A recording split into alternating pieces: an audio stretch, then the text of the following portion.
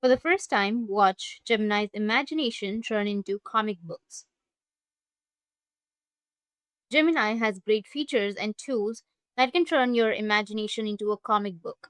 So if you want to start a comic book, you just need simply go with Gemini Storybook.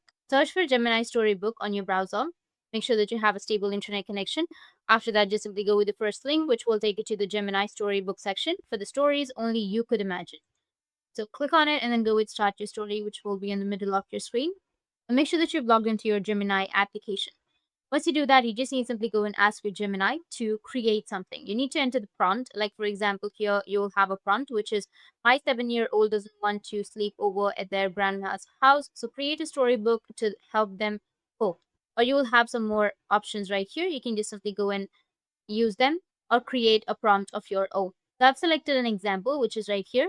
Wait for a few seconds and it will create a storybook or a comic book. As you can see that Gemini has created a storybook or a comic book.